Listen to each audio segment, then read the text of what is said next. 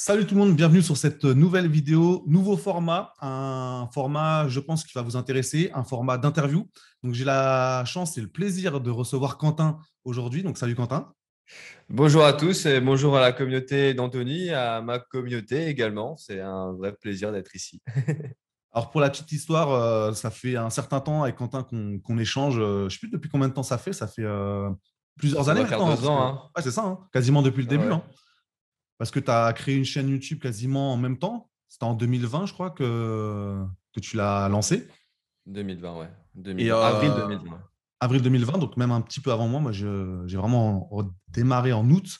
Et depuis, ça fait un certain temps qu'on échange, soit par message, on se faisait des vocaux. Je me rappelle même l'année dernière, durant l'été, on était en mode, on faisait des vocaux quasiment tous les jours. Euh, donc c'est vraiment, ça me fait plaisir de t'avoir aujourd'hui en interview. En plus, on va en parler, mais on n'a pas le même âge, même si voilà, je suis pas non plus hyper vieux, enfin j'espère. Mais T'as encore de voilà, quoi faire. ouais. Des fois, la différence d'âge, ça permet d'avoir un autre angle. C'est hyper intéressant pour moi de voir un petit peu ta vision des choses par rapport à tout ce qui touche aux finances personnelles, tout ce qui touche à l'investissement en bourse, parce que c'est ce que tu partages sur ta chaîne. Et voilà, ça me faisait plaisir de faire cette interview. Alors, la question classique, hein, c'est déjà, est-ce que tu pourrais te présenter un petit peu ton âge, ton parcours, même si tu veux parler de ce que tu fais au quotidien pour qu'on puisse vraiment plus te cibler, on va dire. Ok, bah, je vais essayer d'être synthétique, parce que c'est vrai que des fois, je pars dans tous les sens, mais alors moi, c'est Quentin, j'ai 25 ans et comme disait Anthony, j'ai créé la chaîne Quentin L, investisseur minimaliste. Donc, ça fait maintenant 2 ans et demi que j'ai cette chaîne où je partage des astuces sur les finances personnelles, mais surtout sur la bourse. Et au niveau de mon background, comme on dirait, bah, j'ai fait un master, donc un bac plus 5 en école de commerce en finance d'entreprise.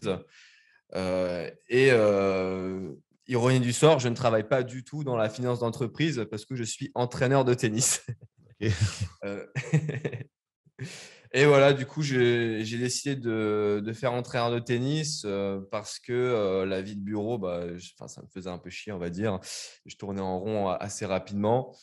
Et là, aujourd'hui, ça me permet d'être beaucoup plus flexible au niveau des horaires, faire quelque chose que j'aime vraiment et aller sur des projets, que ce soit cette chaîne YouTube ou d'autres projets comme des projets immobiliers ou des créations de commerce, par exemple. Ok, bah, pour le coup, c'est hyper intéressant que tu fasses finalement une activité qui n'a pas forcément grand-chose à voir avec tes études. Et on avait eu l'occasion d'en discuter. D'ailleurs, je trouve que tu as même essayé de développer cette activité d'entraîneur de tennis. C'est quelque chose. Après, je pense que c'est une question d'état d'esprit, hein. Il y a des personnes qui vont se contenter de faire un minimum d'heures. Et toi, tu as eu cette volonté de progresser en termes même de personnes qui te prennent en tant Ouais, que coach. Et ouais, ouais. par rapport à ton âge, donc 25 ans, moi j'ai 37 ans, donc on a 12 ans d'écart. On va dire qu'on voilà, on a une bonne génération d'écart. Est-ce que tu vois, toi, une différence, même si ce n'est pas forcément évident comme question, mais est-ce que tu vois une différence entre ta génération à toi en termes d'accès au savoir financier, de ce que tu peux avoir accès, que ce soit en bourse, que ce soit en immobilier, que ce soit tout Ouais. simplement en gestion des finances personnelles, par rapport à ce que nous, on aurait pu avoir, ou même des personnes encore plus âgées que moi? Alors déjà, je pense que votre génération, ce que vous avez, c'est vous avez eu des conditions économiques beaucoup plus favorables. C'est-à-dire qu'aujourd'hui, mes collègues qui ont mon âge, donc 20, 23, 24, 25 ans, quand on sort des études, eh bien, même avec un bac plus 5, tu es payé 1600, 1700 euros. C'est Donc vrai. là, vous avez l'avantage sur nous. Par contre, nous, l'avantage qu'on a, c'est qu'on est né un peu, on est né au boom d'Internet. C'est-à-dire qu'aujourd'hui, tu peux apprendre n'importe quelle compétence, que ce soit l'investissement en bourse, l'investissement immobilier, bah, via tes vidéos par exemple, l'investissement dans la franchise. Il y a des mecs qui font énormément de choses là-dessus. Tu peux quasiment tout apprendre et tout est à portée en fait. Et finalement, les gens qui n'investissent pas aujourd'hui, ce n'est pas par manque de connaissances, mais c'est juste par manque d'envie. Et voilà, parce qu'ils ne mettent pas les mains dans le cambouis. Et c'est ce qu'on disait avant, c'est que Anthony me disait, ouais, j'ai 37 ans, j'aurais préféré investir avant. Mais avant, finalement, il y a 10 ans, il y a 15 ans, il n'y avait aucun sujet sur la bourse, sur l'immobilier. si ce n'est les escrocs qui te promettaient de devenir rentier en 3 mois. On ne voyait pas de vidéos sur les ETF, les PEA, les comptes titres. Donc, je pense que la différence, elle se fait à ce niveau-là déjà. Après, c'est vrai que moi, à l'époque, j'avais déjà un petit business, on va dire, c'était vraiment raisonnable sur Internet au niveau du coaching sportif. Donc, moi, je faisais du coaching à domicile et en plus, j'avais créé un blog sur le domaine du fitness. Et ça, je te parle, c'était les années 2000, 2010, donc ça fait déjà Ah 12 ans. ouais. Et c'est vrai qu'à ce moment-là, moi, par exemple, personnellement, le regret que j'ai, c'est que j'aurais dû partir sur la thématique des finances personnelles à ce moment-là, parce que c'était déjà quelque chose qui m'intéressait, mais effectivement, c'était très peu développé. Par contre, c'était le moment, en fait, de se lancer à ce moment-là, parce que je sais qu'à l'époque, il y avait Cédric Anissette, je ne sais pas si tu connais, Oui, il oui, oui, oui, je avait, vois, j'ai vu ces pubs déjà. Ouais, ouais, il avait son site Business Attitude à ce moment-là. ouais, C'était ouais. vraiment un des rares qui parlait de cette thématique-là. Mais effectivement, ouais, là, on voit l'écart de génération sur l'accès à tout ce savoir qu'on peut avoir. Mais il y a une chose importante que tu viens de dire, c'est que tu as aujourd'hui tout ce qu'il faut pour investir, par exemple, ou pour apprendre X choses. Et pour autant, c'est pas la raison pour laquelle tu as plein de gens qui se lancent, en fait. Donc, moi, je te donne ma vision des choses d'un gars de 37 ans qui bosse avec des adolescents, donc c'est encore plus jeune, mais ce que je vois maintenant sur la génération, c'est qu'effectivement, on devient, je pense, un peu. C'est pas qu'on devient feignant, mais on devient un peu apathique. En fait, on se laisse un petit peu trop vivre.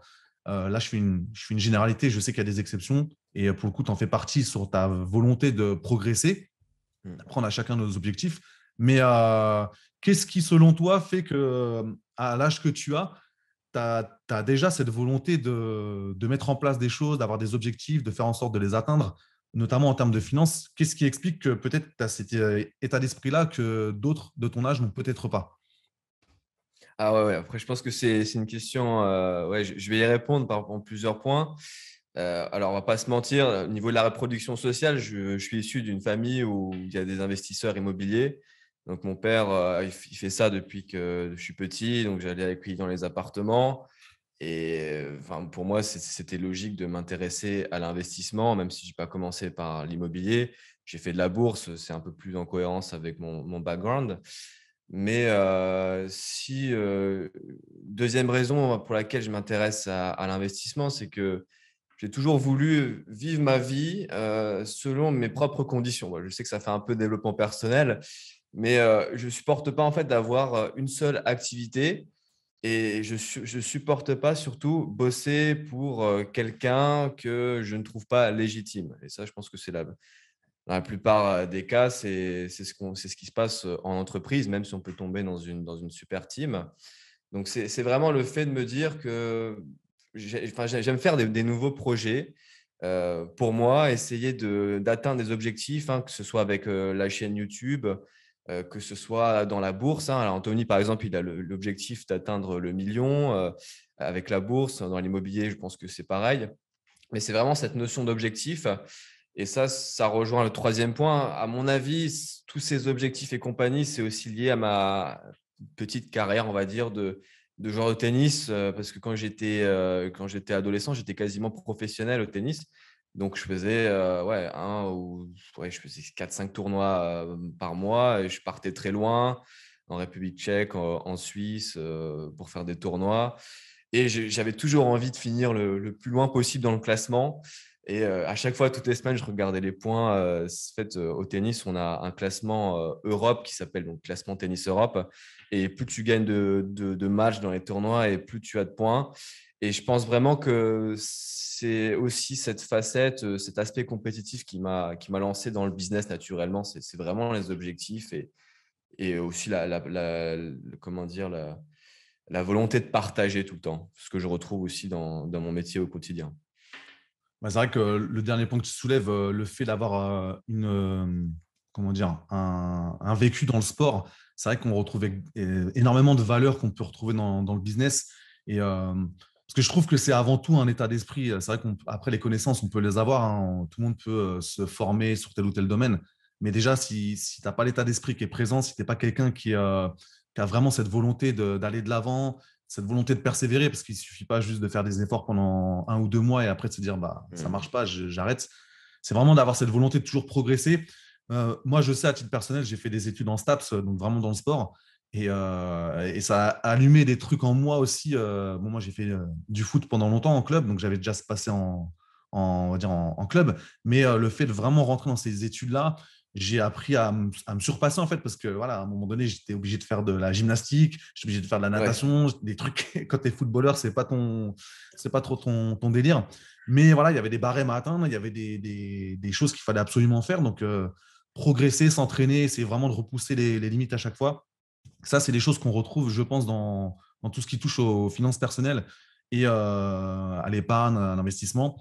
Par rapport à ça, justement, est-ce que tu pourrais un petit peu nous définir, est-ce que tu as un objectif aujourd'hui précis en termes de finances? Est-ce que tu as vraiment un truc que tu as en tête qui te pousse à vraiment mettre en place ce qu'il faut? Et si tu as cet objectif-là, qu'est-ce que tu mets aujourd'hui en place pour pouvoir éventuellement l'atteindre dans un délai de temps que tu peux nous ok. partager? Alors déjà, mon objectif, c'est pas d'être rentier. Mon objectif, c'est pas d'arrêter de travailler parce que j'aime travailler. Et c'est en travaillant qu'on apprécie finalement les vacances et les moments de repos. Ça, je l'ai vu. J'ai pris 2 mois et demi de vacances cette année et je commençais à devenir dingue à un moment parce que putain, les journées, c'est tout le temps les mêmes. Et j'ai un peu expérimenté la mini-retraite, la retraite anticipée et ça ne m'a pas plu. Donc, l'objectif, c'est pas d'arrêter de travailler. Mais si j'ai un objectif, on va dire, c'est il y a 5 ans, je me suis fixé d'avoir un business en ligne, mon activité de prof de tennis, de l'immobilier et un commerce physique. Donc, pour le moment, j'en ai 3. Je n'ai pas encore l'immobilier et le business physique, même si ça va peut-être arriver cette année. Mais c'est vraiment, je suis dans une démarche où l'argent, en fait, je peux vivre avec 1 100 euros. Je mange quasiment pas de viande, enfin, je mange jamais de viande. Je mange quasiment tout en mode vegan. Je n'ai pas forcément besoin de partir en vacances parce que j'estime être tout le temps en vacances là où je suis. Même si bon, il y a des jours où ça me fait un peu plus chier que d'autres d'aller bosser. Mais l'idée, on va dire que l'argent est assez secondaire dans ma démarche et le projet est plus important. Développer des compétences, surmonter des challenges, embaucher des personnes, par exemple, dans un commerce, eh bien, c'est ce qui me motive au quotidien. Après aussi, bien, on va pas se mentir, accumuler de la richesse, c'est bien parce que ça permet de se sécuriser. Mais quand on a des standards aussi peu élevés, donc moi, je peux vivre avec 1 100 euros, bon, on n'a pas besoin de gagner des millions. Donc, l'aspect projet est vraiment très important chez moi, on va dire. Ok, ouais, c'est hyper intéressant hein, tout ce que tu dis, parce que c'est vrai que tu as des personnes qui vont se fixer un objectif financier élevé, mais si tu as un train de Ouais, vie qui va dire, enfin, qui suit en fait l'augmentation de tes revenus, c'est là que tu te retrouves avec des personnes qui gagnent 5 6 7 000, 10 000 euros par mois et qui finalement se retrouvent presque à découvert. Et j'ai déjà vu souvent ça, hein, parce qu'il y a encore une semaine, là, j'avais un rendez-vous avec le directeur de la banque dans laquelle on en a nos investissements locatifs. Et on discutait un petit peu de pas mal de choses. Et à un moment donné, on parlait un peu de ces personnes-là, sans rentrer trop dans les détails, mais voilà, pour arriver au constat que c'est pas ce que tu touches qui va déterminer comment tu gères ton argent. Donc, je trouve qu'aujourd'hui, et encore plus, vraiment, quand je dis aujourd'hui, c'est 2022, hein, et surtout avec ce qui va, je pense, se passer sur les prochains mois, c'est essentiel de vivre avec peu, en fait, et de se sentir bien sans avoir besoin de dépenser énormément. Et finalement, utiliser l'argent comme un moyen pour faire, toi, c'est avoir des projets, créer un business physique, employer du personnel. Après, ça peut être un moyen pour faire d'autres choses, mais voilà, en fait, l'argent, c'est pas une fin en soi. Soit ça va t'offrir plus de liberté, ça va t'offrir plus de possibilités de créer telle ou telle chose. Donc, ouais, très intéressant ta vision. Et je pense vraiment que le fait d'avoir besoin de peu dans ta vie. D'ailleurs, je pense que c'est un truc qui te démarque aussi de pas mal de gens de ton âge. Tu me confirmes ou pas, hein, mais d'avoir finalement peu de besoins et peu. Enfin, ouais, t'as pas besoin de beaucoup d'argent, alors que je pense que ouais, t'en as qui sont dans des logiques de consommation extrême et ouais, ouais. qui se font avoir beaucoup par la publicité par rapport à ta tranche d'âge, hein. Après, je Ouais, cible pour pas que te, ta tranche d'âge, mais je pense que c'est un problème global, hein. pour te dire, j'ai des collègues de mon âge qui sont allés bosser dans les grandes entreprises, donc dans les cabinets d'expertise comptable, d'audit.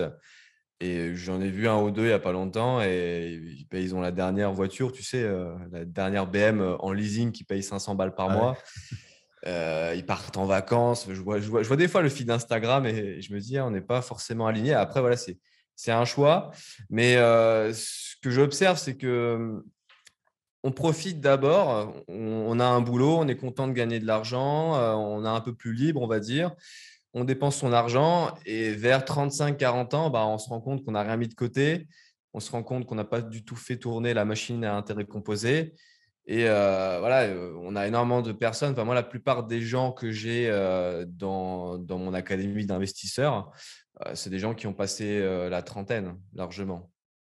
Et c'est dommage parce que bon, si tu commences à 18 ans, ah, putain, c'est Ah bah là, tu pars avec exceptionnel. une longueur d'avance, on peut limite jamais te rattraper, quoi. Et, Ouais, et par rapport à ça, par rapport à l'âge, souvent ce qui se passe, c'est que malheureusement un jour on va te dire tu as de la chance parce que tu as telle ou telle chose aujourd'hui, sauf que c'est comme plein de domaines, on ne se rend pas compte de tout ce que ça t'a demandé comme effort, peut-être comme juste des fois se former sur tel ou tel domaine et de la, comment dire, le fait d'avoir un effort régulier, c'est-à-dire qu'à un moment donné, si tu te dis, ouais, et d'ailleurs je t'en parlerai juste après, si tu te dis chaque mois je vais mettre X% de mon salaire dans l'épargne, X% dans l'investissement, c'est quelque chose qui demande une certaine rigueur en fait. Et ouais. c'est vrai qu'à un moment donné, quand on te sort, tu as de la chance. Moi, je sais que c'est une des phrases, c'est pas que j'accepte pas, mais je me dis, mais si tu crois qu'on compte sur la chance pour atteindre des objectifs, c'est vraiment se planter. On Donc t'a d'ailleurs, déjà sorti ça, que tu as de la chance quand tu parles de ton business en ligne, de la bourse et compagnie? en fait, on va pas se cacher les choses, c'est pas des sujets que tu abordes déjà Ouais, dans la vie de tous les jours. Donc, tu vas pas commencer à parler de tes investissements en bourse ou de tes achats immobiliers ou même des livres que tu es en train de lire dans le domaine de l'argent, on va dire. Donc, ouais, j'essaie déjà d'être. C'est pas que je veux cacher, mais je me dis, voilà, je préfère parler d'autres choses avec les personnes que je connais, sauf si à un moment donné, je sais qu'il y a une attirance commune pour ces sujets-là. Mais je pense qu'on est quand même dans un pays où c'est moins libre que les ouais, États-Unis sur l'argent, par exemple. ouais. Je pense que là-bas, on se Mais pose pour pas de tout, questions. hein, en fait, on a une culture en France où si tu sors un peu du rang, si tu es ce qu'on appelle un outcast, eh bien, on va te mépriser, on va pas te considérer, en fait, hein. Que ce soit dans le milieu de l'argent, même dans la nourriture. Ah, quand je suis passé vegan, le nombre de gens qui m'ont dit, ouais, mais tu vas avoir des carences, tu vas plus courir, machin. Et à chaque fois que tu fais quelque chose qui sort un peu de la normale, eh bien, on te méprise. Même si je pense que dans la nouvelle génération, bon, on a beaucoup plus de gens qui s'intéressent aux cryptos, quelque chose de peu conventionnel, hein. Investir en crypto, c'est très peu conventionnel encore. Beaucoup de gens qui utilisent les réseaux sociaux et qui comprennent un peu ce genre de choses. Donc, je pense que là, les jeunes qui arrivent, tu peux plus facilement leur parler de ça. Mais les personnes qui ont passé la cinquantaine, 40, 50 ans, c'est un peu plus compliqué, on va dire.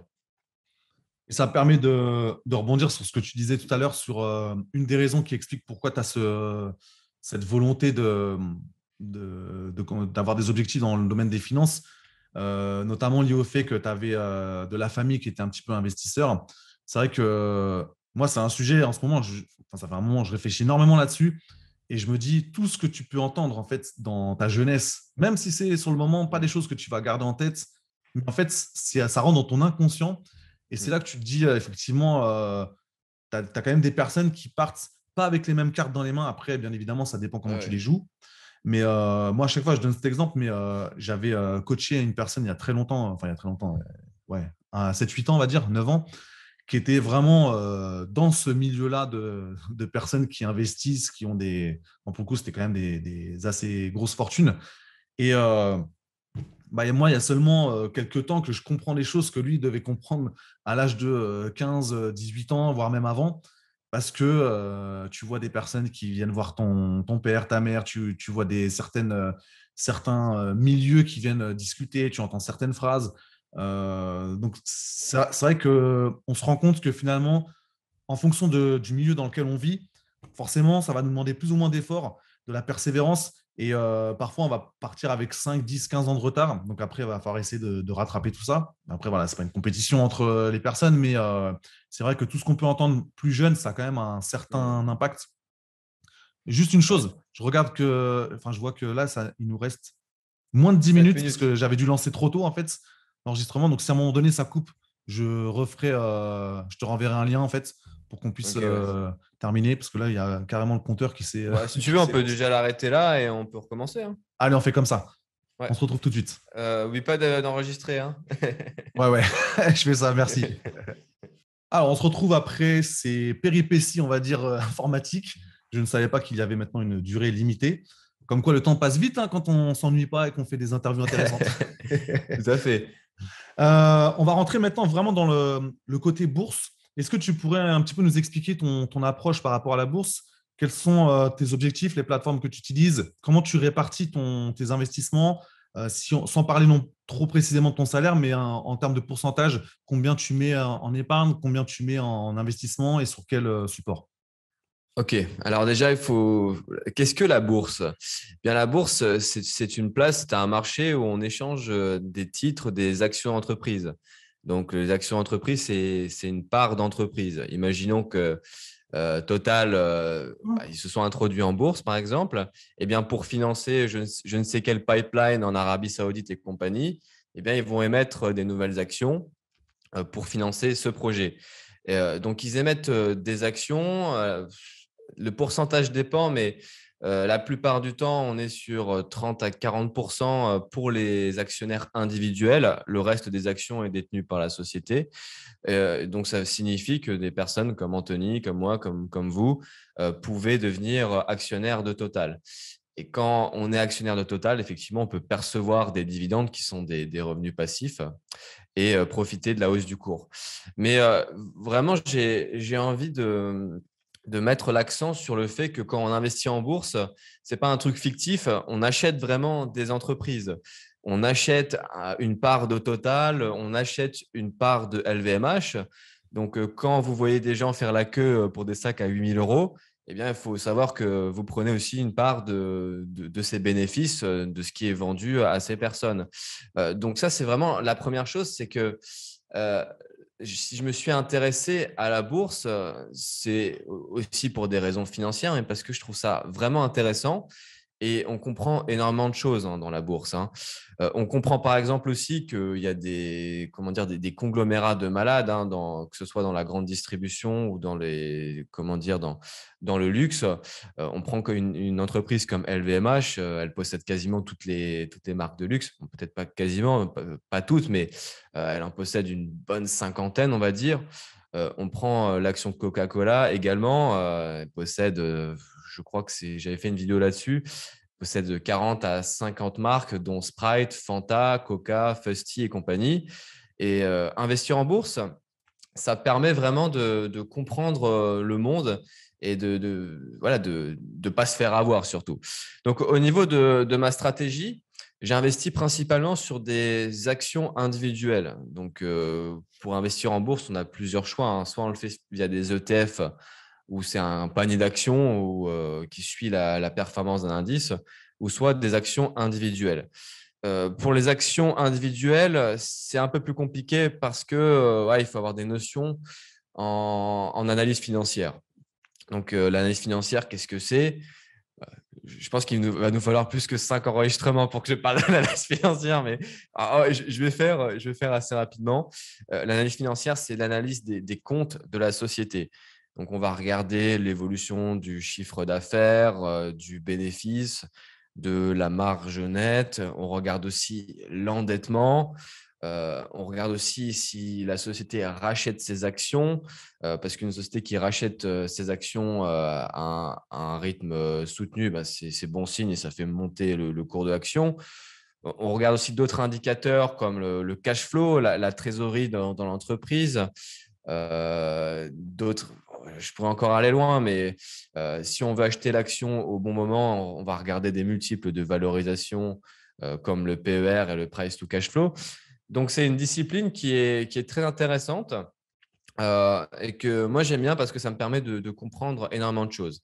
Au niveau de ma stratégie, en termes de salaire, je gagne environ tous les mois 2 500 euros en moyenne, on va dire, sans compter ce que j'ai à côté. Donc, c'est 2 500 euros. J'essaye de mettre quasi la totalité maintenant sur le compte titre ordinaire sur des actions américaines parce que je trouve que c'est un peu plus dynamique qu'en France. On a par exemple ces versements trimestriels qui sont plus que bienvenus. Donc, si par exemple on investit sur une société comme Coca-Cola ou comme Pepsi, eh ben, on est sur des versements assez réguliers et ça permet de se créer une rente progressivement et de percevoir des revenus. Voilà, tous les 3 mois, eh ben, tu vas avoir des dividendes qui tombent.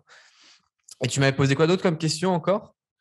Ouais, c'était à peu près ça, hein. C'était le pourcentage. Ah. Là, tu viens d'expliquer un petit peu ce que tu mettais, enfin, que tu mettais du coup sur ton compte titre. Est-ce que tu as déjà constitué une épargne de précaution ou est-ce que tu es encore en train Ouais. de constituer un matelas pour vraiment te sentir plus tranquille? Alors, disons que l'épargne de précaution, elle est constituée. Et ça, je l'ai fait via un fonds en euros en assurance vie parce que quand tu investis via ce type d'enveloppe, tu es moins tenté de piocher dedans. Contrairement à un livret A, tu te dis, bon, bah ouais, je suis sorti avec les potes l'autre jour, j'ai dépensé 50 euros de plus, je pioche dans le livret A. Alors là, l'assurance vie, fonds en euros, c'est quelque chose de cloisonné. Normalement, tu sors pas l'argent avant 8 ans, on va dire, parce que tu as les avantages fiscaux. Donc, ouais, j'ai déjà comment dire, constitué mon épargne de précaution sur des fonds en euros en assurance vie et ça représente 3 mois de salaire, au cas où, quoi. Ok. Bon, après, ça, ouais, c'est des chiffres qui sont propres à chacun. Tu as des personnes qui vont avoir besoin de 6 mois, de 1 an de côté. Ça dépend de plein de facteurs. Ça dépend aussi du type d'activité qu'on a, hein. C'est clair que si on prend, je sais pas moi, on va prendre un fonctionnaire, bah, il a quand même moins de chances il a peut-être besoin de moins d'argent de côté pour vraiment se sentir en sécurité. Après, ça dépend aussi de son aversion au risque, entre guillemets, et de sa façon de vivre. Mais ok. Et là, tu parles que tu investis sur les marchés vraiment plus US, on va dire, aux États-Unis. Ouais. Est-ce que là, tu arrives à avoir maintenant un calendrier de versement des dividendes qui fait que tu touches quasiment tous les mois? Parce qu'après, ça dépend des sociétés, mais est-ce que tu arrives presque à te rapprocher d'un objectif comme ça? Quasiment maintenant, quasiment. J'ai regardé. Il me semble qu'il y a encore 1 ou 2 mois où je reçois quasiment rien. Mais oui, j'ai essayé de ce qu'on appelle, j'ai fait de la diversification. Donc, j'ai investi sur des entreprises de secteurs différents, comme la consommation de base, l'industrie, la technologie. Donc là, j'ai une entreprise que je viens d'acheter qui s'appelle Texas Instruments. Ils font comment dire, des puces informatiques qui permettent voilà, de faire tourner des objets connectés et compagnie. J'ai aussi investi récemment dans le domaine de la finance via BlackRock, qui est le plus gros émetteur d'ETF au monde. Donc, ouais, effectivement, l'avantage d'investir sur les actions individuelles, c'est qu'on peut vraiment choisir la fréquence de versement et choisir à quel moment ben, on a envie d'être rémunéré. Il y a par exemple des personnes, je ne sais pas, si par exemple on est fonctionnaire et qu'on ne travaille plus à partir de début juillet, ben, on peut très bien se dire, allez, je concentre tous mes dividendes juillet-août. Comme ça me permet d'avoir un bon revenu complémentaire, voire même un salaire en plus. Donc, effectivement, ouais, j'arrive quasiment à avoir tous les mois des petits montants, par exemple. Mais ça grossit, c'est C'est très ça. satisfaisant. Euh, Là, on va essayer de parler d'un sujet, on va dire, plus presque développement personnel, on va dire. Comment aujourd'hui tu fais pour continuer parce que je pense que tu es dans cette logique-là, pour continuer à apprendre, pour vraiment acquérir un savoir encore plus important, peu importe dans quel domaine, mais qu'est-ce que tu mets en place au quotidien pour vraiment pas te contenter de ce que tu as aujourd'hui, mais de vraiment essayer de continuer à chaque fois à progresser? Alors déjà, tous les ans, j'essaie de lancer un nouveau projet, plus ou moins grand. Donc là j'en ai deux. J'ai un studio que j'aimerais louer en Airbnb et une franchise, je t'avais parlé il y a pas mal de temps, Tu m'avais dit, ouais. mais une franchise dans la restauration, voilà, dans le café, on va dire. Et le but, c'est tous les ans de. Après, je vais pas lancer des projets comme ça tous les ans. Je vais pas investir 3 appartements tous les Ouais. ans. Euh, ça fait un peu beaucoup. Mais disons que j'essaie toujours d'apprendre de nouvelles choses ou bien de consolider les acquis. Donc là, par exemple, dans le projet immobilier, bien, il faut apprendre déjà à calculer ses futures charges, négocier le prix d'un bien, optimiser sa fiscalité, parce que je le fais avec ma compagne, donc il faut qu'on prenne un bon statut. Là, je suis en train de me renseigner sur la SARL familiale. C'est un truc que je ne connaissais pas du tout. Dans la franchise de restaurant ou la franchise en règle générale, c'est pareil. C'est même plus dur parce que tu dois choisir la bonne franchise, voir si elle ne s'est pas développée trop rapidement, euh, regarder les marges brutes, les marges nettes. Et là, la bourse, ça sert à comprendre ce genre de choses. Voir aussi les modalités de financement, combien d'apports tu mets, faire un prévisionnel, un business plan, choisir l'emplacement. Ouais, c'est très intéressant, c'est très difficile, mais du moins, c'est mon optique d'essayer de faire des choses un peu difficiles pour me sortir de ma zone de confort. Parce que je le dis souvent aux joueurs que j'entraîne, le jour où je t'envoie la balle tout le temps dans la raquette et que tu me la renvoies sans problème, bah, tu n'as plus progressé. Donc, à chaque fois que quelqu'un s'entraîne avec moi, je le mets minable. Le mec, il est au bout de sa vie à la fin de l'entraînement. Il a l'impression de plus savoir jouer au tennis. Mais du coup, c'est ma philosophie, on va dire. Ok, est-ce que dans ta vie quotidienne, si on prend par exemple tout ce qui touche aux écrans ou à la lecture, est-ce que tu es quelqu'un qui lit régulièrement pour vraiment essayer d'apprendre de nouvelles choses? Comment tu te positionnes par rapport à ça? Alors, les écrans, à un moment, j'avais une période où j'étais énormément sur YouTube dans le domaine de la finance et compagnie. Sauf que j'ai remarqué bon, que c'était un peu tout le temps le même message dans les chaînes américaines.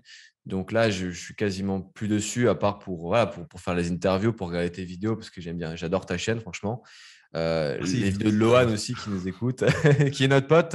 Ouais, j'avais bien aimé l'interview que tu as fait récemment avec lui. C'est intéressant. D'ailleurs, c'est vraiment le côté sympa de ces outils quand tu sais les utiliser, c'est que finalement, tu peux Ouais, rencontrer des personnes qui ont les ah, mêmes grave. objectifs ou les mêmes centres d'intérêt que toi, en sachant que, comme on disait tout à l'heure, c'est pas forcément des choses dont tu as l'habitude de parler peut-être autour de toi, ça dépend du cercle que tu as. Mais c'est vrai que Bah, je c'est pense que hyper YouTube peut enrichissant. se substituer à une éducation, en fait, hein. Si, par exemple, vous avez personne qui investit en bourse, dans l'immobilier ou je ne sais quoi, le simple fait de s'abonner à une chaîne et d'écouter tous les jours des vidéos, ah, Complètement, ouais. ça vous formate le cerveau et vous pensez plus pareil du tout. C'est ça qui est formidable avec les écrans, hein, avec Ouais. les réseaux sociaux. Et c'est là qu'on voit, là pour le coup, moi qui est né je suis né en 84, j'ai vu arriver tout ce qui est Internet et vraiment après les smartphones, etc. Donc j'ai connu le avant, donc j'ai vraiment connu la transition. Et je trouve que c'est vraiment hyper important de différencier l'outil de l'utilisation que tu vas en avoir parce que effectivement, si on reprend YouTube, c'est une excellente plateforme. Tu peux apprendre énormément de choses, mais tu peux aussi très bien te perdre et passer Ah des ouais. heures et des heures sur finalement à défiler de vidéo en vidéo et te dire, mais attends, ça fait déjà 3 heures et je tombe sur des vidéos de chats qui jouent avec une balle ou j'en sais rien, sans même comprendre comment tu as pu en arriver là. Et moi, ça m'a fait la même chose pour Instagram. J'avais tenté vraiment de mettre des posts, d'essayer d'alimenter un petit peu le compte. J'ai franchement, j'ai saturé à un moment donné parce que, en plus, moi, Mais voilà, c'est j'ai. stressant, en fait. Je ne sais pas si tu ressens la même chose que moi, mais si tu te sens stressé d'avoir toute cette information. Ouais, Euh, c'est sans fin en fait. Et puis, je te dis, moi, en plus, comme maintenant j'ai une vie de famille, voilà, le temps il est quand même plus compté, on va dire, sans partir dans un truc négatif. Mais voilà, tu peux pas te permettre de perdre du temps. Et des fois, je passais 30 minutes, une heure et quart à regarder des trucs, mais finalement, tu te dis, j'ai rien appris. Je me suis même pas forcément diverti, parce que je préfère me divertir autrement. Donc, vraiment, séparer l'utilisation de l'outil. ouais. Et tu l'as très bien dit hein, pour YouTube. T'avais quand même, enfin, tu passais du temps à regarder des vidéos américaines et j'ai fait le même constat que toi, c'est qu'à un moment donné, finalement, tu te dis, bon, bah, ouais, Ouais, tu ouais. tournes un peu en rond. C'est pas pour être péjoratif, mais tu te dis, bon, voilà, j'ai peut-être levé un peu le pied là-dessus. Et, euh, et si je reprends juste le bouquin là, qui est là, L'autoroute du millionnaire, il y a un truc que j'ai vraiment retenu là-dedans, c'est la différence entre la mentalité de producteur et la mentalité de Ouais, consommateur. ouais. Et YouTube, si on prend, c'est exactement ça, les réseaux sociaux ou autres. Tu peux y passer du temps si tu es quelqu'un qui produit et qui finalement a même presque un business là-dedans.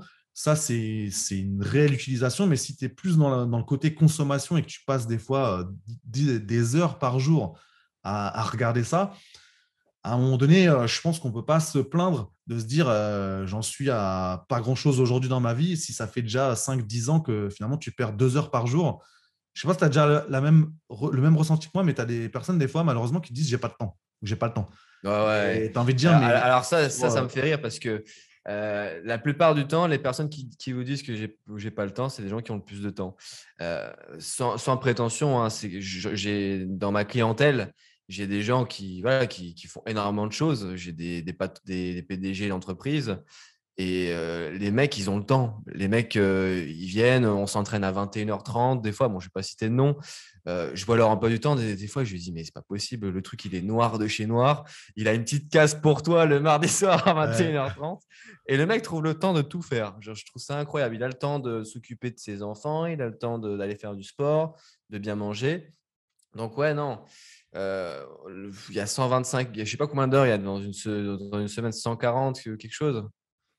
Je sais pas, ouais, tu fais 24 fois 7. Après, voilà, il faut quand même dormir la Ouais. nuit, mais les personnes qui vont te dire j'ai pas le temps, tu as envie de dire, mais je pense pas qu'il y ait Non. même pas une seconde dans ta journée, parce que si tu dis j'ai pas le temps, c'est que si tu es éveillé, je sais pas moi, 15 ou 16 heures dans la journée, je pense pas que pendant 16 heures non-stop, tu es tout le temps sur un truc. Et souvent, tu te rends Non, compte non. qu'il y a des personnes qui passent peut-être une demi-heure, 1 heure par jour déjà sur Instagram à Ah ouais, passer de profil en profil. Et bah, cette heure-là, tu peux l'utiliser autrement. Alors, après, voilà, moi, perso, c'est pas un jugement, c'est juste, je me dis, faut être conscient que c'est des choix, en fait, parce que même si on a l'impression que on ne fait pas un choix conscient, mais c'est quand même un choix de passer du temps sur tel ou tel réseau social. Et malheureusement, fois le nombre de semaines, de mois et d'années, c'est quelque chose qui te fait partir dans une direction qui aurait pu être complètement différente d'une direction si tu avais pris le temps, par exemple, de lire ne serait-ce que 20 30 minutes par jour. Ça t'emmène quand même dans une destination qui est différente. Bah, lire, c'est comme une activité physique, hein. Et entre passer une soirée sur Netflix et aller faire, je sais pas moi, une partie de foot ou une partie de tennis où tu t'en chies vraiment, la plupart des gens préféreront la facilité. Après, c'est une question de choix, effectivement, mais on reviendra toujours on reviendra toujours à ça. Il y aura toujours 90% de consommateurs et 10% de producteurs. Et encore, dans les 10%, je pense que je suis optimiste. Ouais, c'est vrai.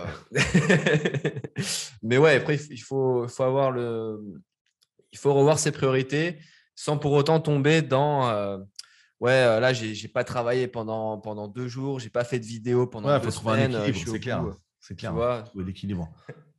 Je pense que voilà, tu as peut-être dû avoir aussi ces moments-là. Ouais. D'ailleurs, ça va permettre de faire une petite transition sur, on va arriver vers la fin de l'interview.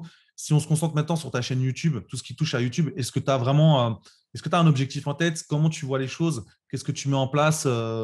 Déjà, comment ça se passe Ah. pour toi? Est-ce que c'est quelque chose qui te fait vraiment plaisir? Qu'est-ce que tu retrouves dans cette activité-là? En fait, j'ai créé YouTube, la chaîne YouTube parce que j'étais frustré de ne pas pouvoir en parler autour de moi. À chaque fois que je parlais de bourse, on me disait ouais, ouais, ouais, c'est bien, ouais, ouais, du coup, tu pars où en vacances? Et Je vois, j'étais je vois. hyper frustré parce que, à part, bon, ma compagne, elle investit en bourse aussi, donc ça va, je peux en parler avec elle.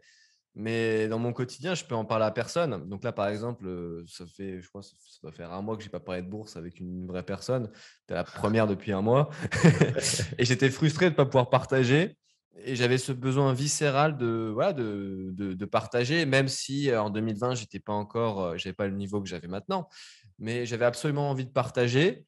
Et c'est quelque chose que je ferai encore très longtemps parce que ça me fait vraiment kiffer. Ce que j'ai mis en place, du coup, c'est une seule formation, parce que j'estime qu'en bourse, une seule formation suffit. C'est une formation qui dure 11 heures où on apprend, absolument tout, hein. Ça va du choix des actions individuelles, aux ETF. À la fin de la formation, il y a 1 heure de coaching où vraiment j'affine la stratégie avec les personnes et c'est vraiment ce qui me fait kiffer. Que j'en ai une par an, que j'en ai 100 par an, pour moi, c'est la même chose. Et tant que je peux aider ne serait-ce qu'une seule personne, ça me convient. Là, sinon, les projets à venir, là, je suis en train d'écrire un livre. Ouais, un petit livre, en gros, sur… je ne sais pas encore comment je vais l'appeler, mais ça va tourner autour de l'évasion de la matrice, en gros. Tu vois, je ne sais pas si tu comprends Ok. l'idée. Si, je comprends. Ouais. Et ouais, je suis à la 80e page et je me lâche jusqu'à novembre pour peaufiner le tout. Et le projet ultime aussi, ce serait de faire une sorte de petit séminaire sur une journée, peut-être avec d'autres collègues, hein, Ah, comme c'est des toi. beaux projets, hein. C'est hyper intéressant. Et, et- Ouais. et toi, du coup? Moi, on a eu l'occasion d'en discuter, hein, notamment sur cette chaîne YouTube. C'est déjà essayer de mieux répartir mon temps, de mieux organiser, parce que moi, il y a eu une période où j'étais monté à 2 vidéos par semaine, j'en avais parlé sur la chaîne, j'étais à 2 doigts de péter un plomb. Là, pour le coup, tu deviens un fonctionnaire de YouTube, quoi. Tu as ton truc, Ouais. tu es tout le temps la tête dans le guidon à dire je prépare une vidéo, je la tourne, je la monte, je la mets en ligne. Et à peine je la mets en ligne, je suis déjà en train de me dire il faut que je fasse le script de la prochaine vidéo. Et on a les appartements à côté à gérer aussi. Il y a la vie de famille, il y a la maison, il faut s'en occuper. Il y a plein de choses à faire, il y a le ménage, le rangement, etc. Et là, vraiment, moi, j'ai atteint un pic à un moment donné qui m'a fait comprendre que c'est c'est pas la quantité en fait qui va déterminer ta réussite, c'est surtout la qualité de ce que tu vas mettre en place et ce que ça respecte un équilibre. Parce que moi, à ce moment-là, j'étais vraiment en mode ouais, la monétisation avec les pubs, il faut que je fasse plus de vidéos, mais finalement, c'est une course sans fin. C'est un truc. Donc, déjà, essayer de mieux répartir ce temps-là, de mieux m'organiser et parfois aussi accepter que ce soit pas hyper, enfin que ce soit pas parfait en fait, parce que il y a des moments. Alors je sais pas comment toi tu fais quand tu tournes tes vidéos. Je pense que tu te prends moins la tête que moi et c'est très bien parce que tu as l'air plus naturel et je pense que des fois c'est limite tu fais une prise et ça a l'air. Ouais, des fois, je sais même pas ce que je vais dire à l'avance.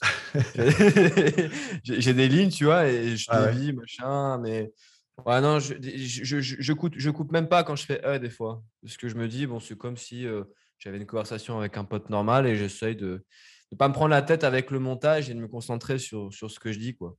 Ouais, bah, je Tu pense que vois? tu as raison et moi je travaille là-dessus parce que finalement, des fois je passais 3 heures à faire une vidéo qui au final va faire 10 minutes. Moi, je suis à un stade où je ne peux pas me permettre de passer 3 heures sur un truc comme ça. Donc là, j'ai vraiment réduit. Là, hier, j'en ai fait une. En plus, mon fils il était juste à côté dans sa chambre, il jouait tranquille. Je lui ai dit, voilà, 1 heure max, parce qu'après, j'ai envie de passer du temps avec lui. Et j'ai réussi à m'y tenir. Et finalement, après, voilà, tu acceptes que, bah, oui, il y a peut-être des moments où tu hésites, des moments où tu accroches un mot. Dans la vie de tous les jours, c'est ça. Tu vas Ouais. pas dire à la personne, attends, je recommence ce que je viens de dire, tu oublies ce que je viens de dire. Non, c'est du naturel. Donc ça, et puis après, je rejoins vraiment parfaitement ce que tu dis. Continue à partager. Je trouve que c'est quelque chose qui fait du bien parce que tu l'as dit, ça faisait un mois que tu n'avais pas parlé de bourse avec quelqu'un. Bah, c'est un peu la même chose pour moi parce que ma compagne, elle est sympa, elle m'écoute.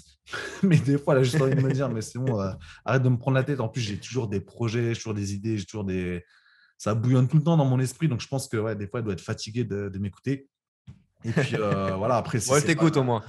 Oui, déjà, elle m'écoute. Ou alors, elle fait bien semblant, mais en tout cas, elle m'écoute. Mais c'est vrai que quand tu peux en parler avec quelqu'un qui est aussi passionné par le sujet, que ce soit au travers d'un écran ou que ce soit en vrai, je trouve que c'est vraiment la richesse pour le coup de YouTube et ce qui pousse à continuer, malgré que des fois, ouais, peut-être que tu dis, bon, bah, j'aimerais bien que ça décolle un peu plus en termes de vues, en termes d'abonnés. Finalement, je pense qu'on en a déjà parlé tous les deux. C'est une course de fond, en fait, c'est pas un sprint. Et c'est la même chose en investissement. On n'est pas sur des logiques à je vais faire de l'argent en 6 mois, en 1 an. On sait que voilà, ça demande un certain temps. Et YouTube, je pense que c'est la même chose. Et de toute façon, c'est la même chose dans plein de domaines parce que si on reprend le tennis, à un moment donné, tu ne peux pas te dire je démarre le tennis et dans 6 mois, je veux être classé, je veux être super fort. Ça, quand même, ça demande du Non, temps. non, non.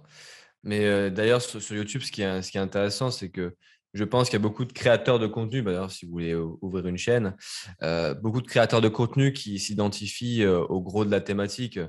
Et les mecs qui ont comme ça, qui arrivent à, tu vois de qui je parle, mais des mecs qui arrivent à avoir 100 000 abonnés en un an, ça relève voilà, c'est une anomalie, c'est une C'est anomalie ça. statistique dans l'équation. C'est quasiment impossible. C'est comme devenir jouer comme Novak Djokovic. Tu as une chance sur 1 milliard d'y arriver. Et tout comme l'argent, ça sert à rien de se comparer.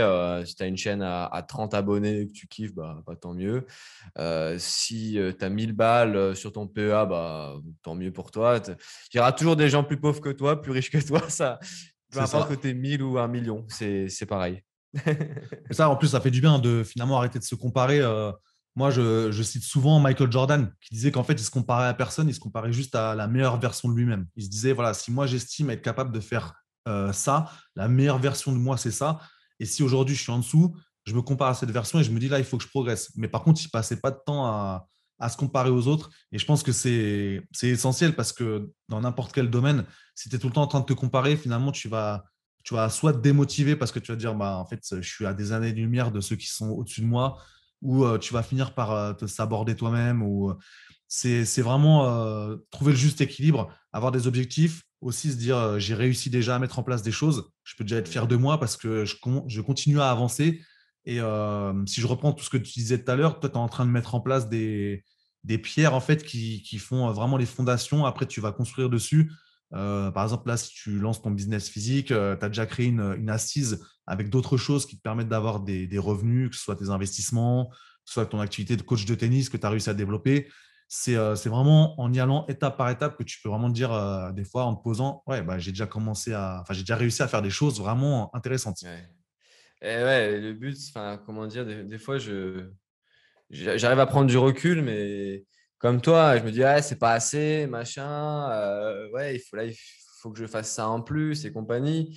Mais ouais, non, là, j'essaye vraiment. Je sais pas, depuis que j'approche ma 26e année, je suis un peu plus cool à ce niveau-là. Je fais les choses comme elles viennent. Les studios, s'il y a pas de bonne affaire, je les prends pas. Si les business, bah, le loyer est trop cher, je le prends pas. J'ai le temps, quoi, on va dire. J'ai le temps. Si ça se fait pas, c'est pas grave non plus, quoi. Bah, sur ce que tu viens de dire, d'ailleurs, on va terminer avec cette dernière question. Ça reprend un tout petit peu ce que tu viens de dire sur le fait de devenir. Et je pense que ça, c'est pas forcément lié à l'âge, c'est lié à pas mal de choses. Cette capacité à prendre vraiment du recul, à être un peu plus tranquille, à laisser venir parfois les choses. Si on se recentre sur le domaine de la bourse, la gestion des émotions, je trouve que c'est fondamental. Ouais. Alors certes, tu as les connaissances techniques, c'est important de comprendre tout ça. Mais quelle est ta vision des choses par rapport justement à cette gestion des émotions dans le domaine financier, dans le domaine de la bourse? Moi, déjà, s'il y a un truc qui m'énerve, c'est les vidéos YouTube qui vous montrent, ouais, le prochain crash et compagnie. C'est dramatique hein, parce qu'il y a plein de personnes qui ne comprennent pas, qui vendent au pire moment. Mais il faut vraiment comprendre que la bourse, comme on disait, c'est un marathon. Il y aura des hausses, il y aura des baisses. J'avais vu une statistique assez intéressante.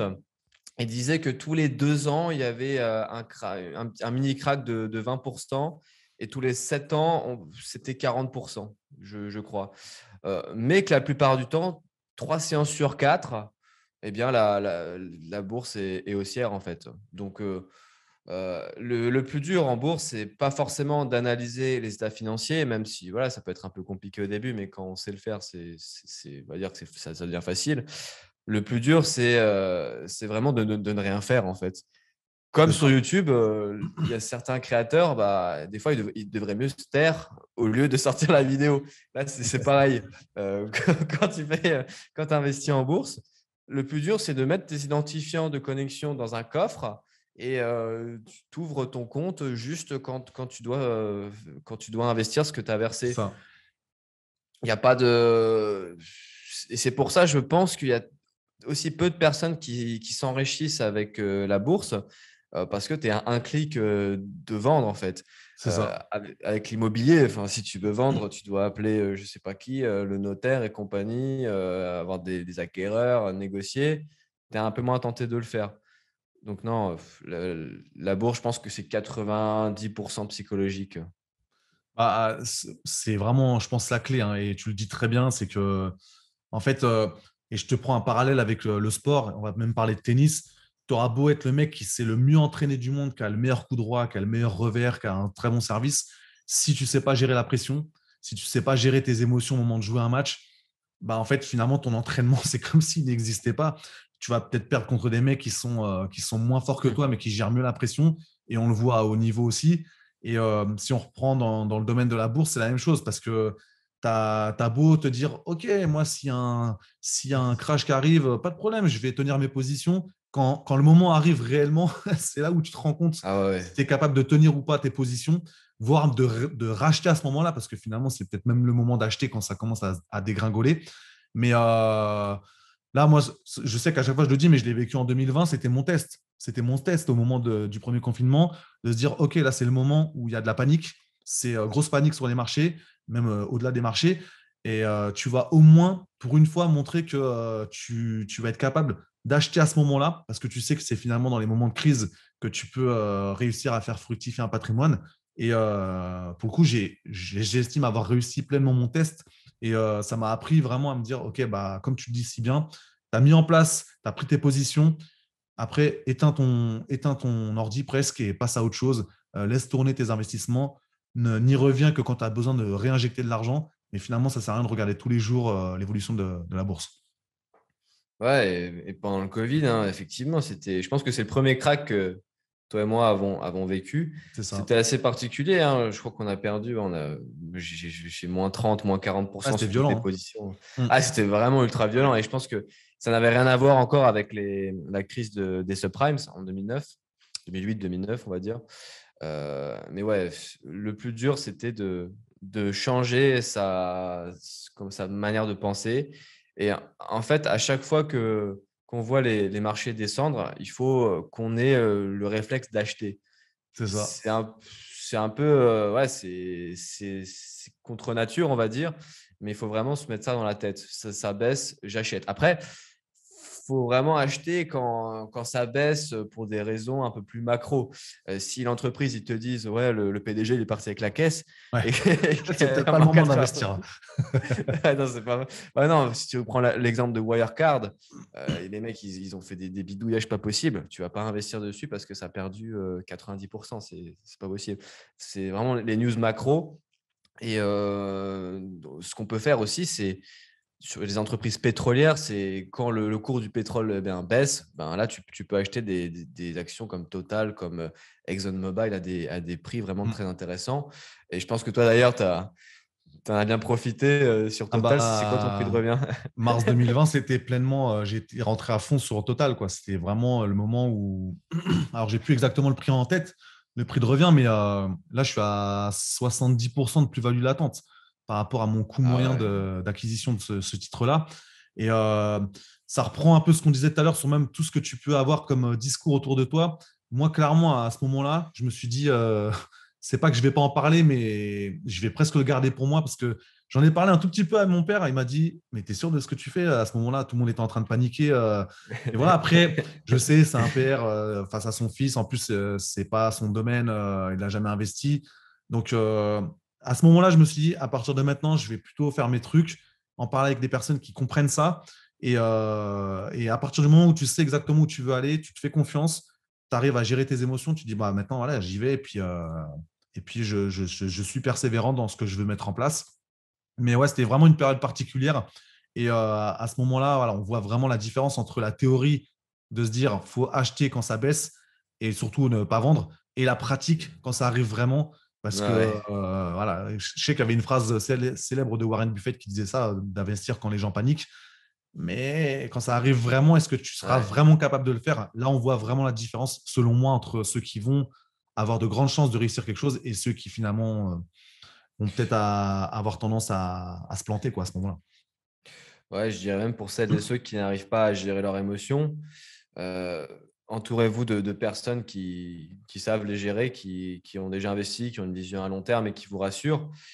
Après, vraiment, si rien ne fait et que vous continuez à paniquer, dites-vous que c'est pas grave et que la bourse est peut-être pas fait pour vous. C'est ça, exactement. Voilà, et peut-être que moi, là, les locataires, les futurs locataires, ça va me faire chier. Ça va me faire chier de nettoyer les chiottes tous les jeudis matins. Je ne sais pas. Peut-être que ce ne sera pas pour moi. Peut-être que le business, ça ne sera pas pour moi. Je ne sais pas. Mais il ne faut pas avoir la honte non plus de dire, ouais, la bourse, ce n'est pas fait pour moi. Même si je pense que on peut vraiment, n'importe qui peut gagner du fric en bourse, que ce soit avec les actions individuelles et les ETF qui sont moins volatiles, on va dire. C'est vrai que sur des actions individuelles, tu peux vraiment prendre la foudre de temps en temps. Tu peux prendre un moins 30, un moins 40. Avec les ETF, c'est un peu plus light, on va Ouais. dire. Tu as des variations moins importantes. C'est pour ça que c'est important, je pense, dans nos chaînes, même de montrer les moments où ça va pas très bien. En fait, c'est les moments où, par exemple, ton portefeuille est en train de chuter, pour montrer aussi les mauvais côtés. Parce que c'est vrai que c'est un peu le problème de YouTube et d'autres plateformes, c'est que on a souvent tendance à montrer les beaux côtés, les beaux aspects, tout va bien, je réussis tout ce que je mets en place. Je pense que moi, le premier, quand je recherche quelque chose, quand je veux me former dans un domaine, j'aime bien regarder quelqu'un qui me montre quand ça fonctionne et quand ça ne fonctionne pas, parce que j'estime, et je ne suis pas le seul, que c'est aussi dans les moments où ça ne fonctionne pas qu'on apprend énormément de choses sur soi, sur ce qu'on doit changer. Si on occulte toute cette partie-là et qu'on veut cacher vraiment presque ce qu'on pourrait appeler, même si c'est un terme fort, mais les échecs, et ben finalement, on a une réalité qui est déformée en fait. Et finalement, les personnes en face de soi, je trouve que c'est pas trop honnête de fonctionner comme ça. Donc, Bah, voilà. tu l'as fait avec ta chaîne YouTube. Tu avais fait une vidéo que j'avais bien aimée d'ailleurs. Ah bah ouais, j'en ai fait quelques fois sur même l'immobilier parce que j'ai quand même connu deux, trois trucs qui Ouais, te avec la montrent que coloc. c'est Ouais. pas tout rose et qu'il y a des choses parfois compliquées à gérer, même au niveau de la charge mentale, au niveau du stress. C'est des trucs qu'il faut être capable de supporter. Et comme tu le dis si justement, parfois même d'être capable de se dire, bah, ok, c'est pas fait pour moi en fait. Il faut Ouais. que je fasse autre chose. Et c'est pas grave. C'est pas un échec de se dire, finalement, j'ai tenté la bourse, je sens que c'est pas fait pour moi. Je trouve que c'est même courageux de se dire, bah, je vais faire autre chose parce que je le sens pas en fait. C'est pas mon truc. Moi, par exemple, j'avais tenté l'achat-revente d'objets d'occasion et rapidement, j'ai vu que ça me prenait la tête, quoi. Enfin, que même, j'étais pas très bon pour Ouais, chercher ouais. les trucs. Et je me suis dit, ouais, bon, bah, t'es mauvais là-dedans, bah, passe à autre Au chose, tu moins, tu as seras testé, meilleur une quoi. fois. Au moins, tu as testé. Ça restera pas dans ta tête en disant, eh si, ça pouvait marcher pour Ouais. moi. Maintenant, tu le sais. Bah, au moins, t'essayes, comme ça, t'as pas de regrets, quoi. T'as C'est pas de ça. regrets, c'est pareil pour tout. Ouais. Bon, du coup, on arrive sur la fin de deuxième enregistrement. Donc, bah, de toute façon, j'avais plus de questions à te poser. Donc, un grand merci à toi, Quentin. C'était hyper enrichissant. J'espère que ça vous aura plu aussi. N'hésitez pas si vous avez des questions, que ce soit des questions pour moi, pour Quentin. De toute façon, sur nos deux communautés, on enverra des liens pour que vous puissiez avoir accès à la vidéo. Donc, un grand merci à toi. C'était vraiment très intéressant. Je te souhaite bon courage pour tous tes projets. Là, les deux gros projets que tu as cette année, Ah c'est oui. hyper enrichissant. Je ne savais pas que tu avais aussi un projet de livre, donc ça, c'est super cool. Je te souhaite bon courage parce que c'est un excellent projet. Bah, merci à toi, Anthony. Très intéressant toujours. Moi, ça m'a fait du bien de parler avec enfin, une personne qui m'écoute. Et j'espère que ça aura apporté énormément à la communauté. Pareil, si vous avez des questions sur l'investissement, sur la bourse, hein, n'hésitez pas à les poser dans les commentaires. Et Anthony et moi-même y répondrons avec plaisir. Merci. Ok, bah si cette vidéo vous a plu, mettez un maximum de pouces en l'air. Et puis, je vous retrouve très bientôt pour une prochaine vidéo. Je pense que la prochaine vidéo, ce sera tout ce qui touche, parce que je devais déjà la faire, mais je décale un peu parce que j'ai beaucoup de choses à dire sur cette question de est-ce que c'est réellement possible de devenir millionnaire? Ça dépend d'énormément de choses. Ma vision d'aujourd'hui a changé par rapport à la vision que j'avais il y a 6 mois, 1 an, 2 ans. Donc, pas mal de choses à dire. Il y a des choses dont on a parlé aujourd'hui. Donc, on se retrouvera pour cette prochaine vidéo. Je vous dis à très bientôt. Ciao. Ciao, ciao.